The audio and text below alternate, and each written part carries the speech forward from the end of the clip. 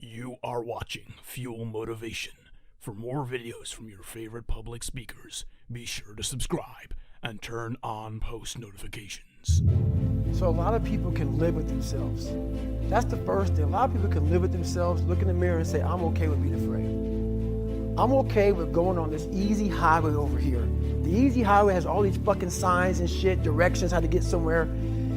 And you have to first be uncomfortable with how you feel about yourself. With that voice that a lot of us like to run away from, we all have it. We all have that voice that say, hey man, you know, you're kind of wimping out right now. You're kind of being a little punk right now. But a lot of us say, okay, that's okay.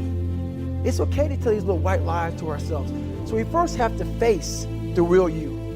The real me is David Goggins. The real me is a guy looking at you right now saying, I don't want to fucking be on this show right now because I used to stutter as a kid. And I'm afraid of that. I'm afraid that here in a second, I'm going to start fucking stammering and stuttering and the whole world's going to know that I have all these issues. But that's when I see right now, okay, Goggins, you got to go on this fucking show. That's Goggins. Goggins is saying, okay, David Goggins, you're a punk. Life made you this way. We can't live like this. We can't live in fear. We can't live in judgment. We can't be afraid of what the fuck people right now are looking at me saying about me. We cannot be afraid of that. That's Goggins. Goggins saying, fuck all of you who don't like me, who don't want to. And that person then comes in. But you have to be David Goggins and say, man, I'm afraid of this. I'm fucked up here. Life made me this way here. I stutter. I have these issues with reading and writing, and I'm fat and I'm insecure. You have to face that in that dark room. In that dark room is who you are. But in that dark room is where you have to create another human being that walks out of that dark room to face who you are. That's the only way you're going to get over all those things. You have to create someone else. Not like you have two different personalities. It is you. But you have to find strength.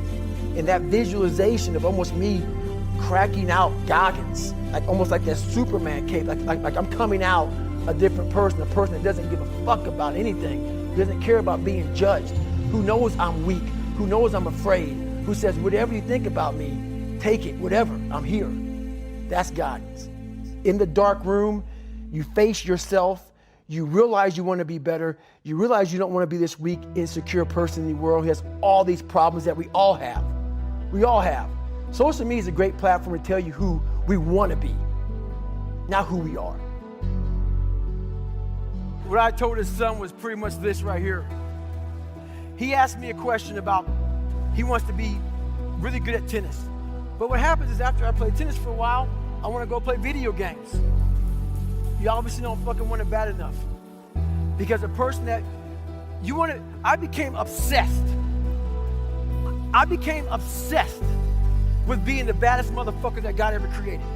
Am I that? I don't care. I believe it.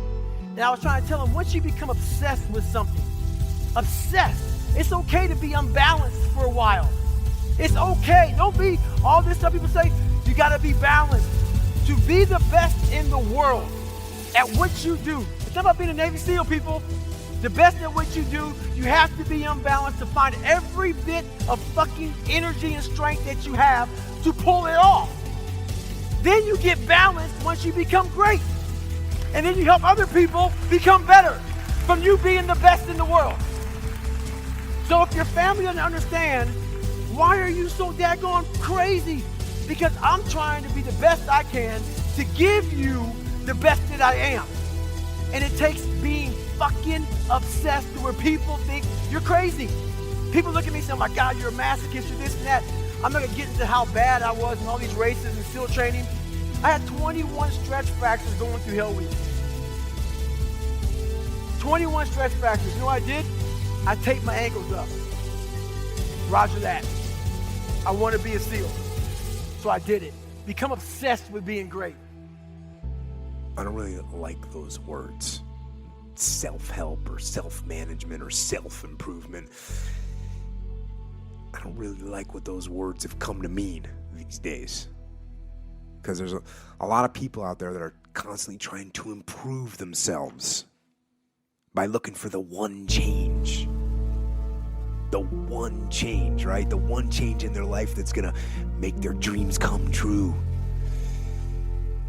And even worse, on top of that, there's a lot of people out there, a lot of self-help gurus and these hyperactive motivational speakers and these other self-appointed modern Zen yoga warriors that they're trying to sell the one thing. They're trying to sell the 9 steps or the enlightened path that's going to allow you to unlock all of your human potential and fulfill the dreams so you can live the life that you've always wanted to live. But I will tell you this, it isn't one thing, and it isn't 10 things, and it isn't 100 things. It isn't a quick path, and there are no shortcuts. Meditation won't get you there, and neither will a miracle drug or an organic supplement or some superfood. Getting better isn't a hack or a trick or a one change that you need to make. Getting better is a campaign. It's a campaign. It's a daily, a weekly, it's an hourly fight.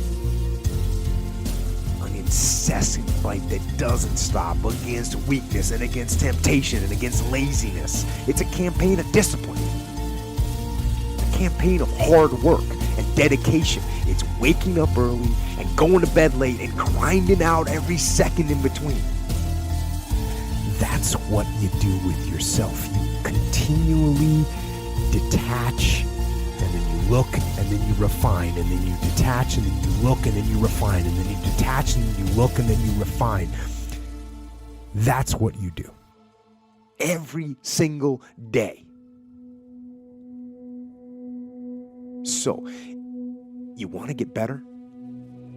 You want to self-improve? Stop looking for a shortcut and go find your alarm clock. Find your discipline. And find your guts and your passion and your drive and find your will. That's how you get better. And that process doesn't stop. It can't stop, because if you stop refining, then the weeds grow back, and the next thing you know, you can't see yourself anymore. And when you can't see yourself anymore, when you stop looking at yourself, then you accept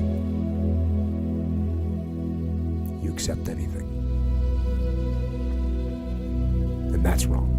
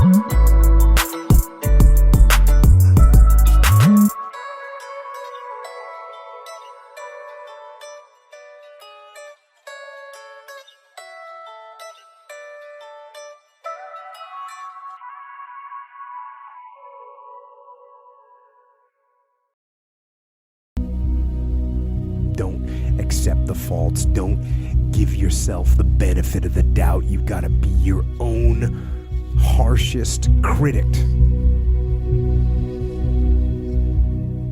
And hold the line.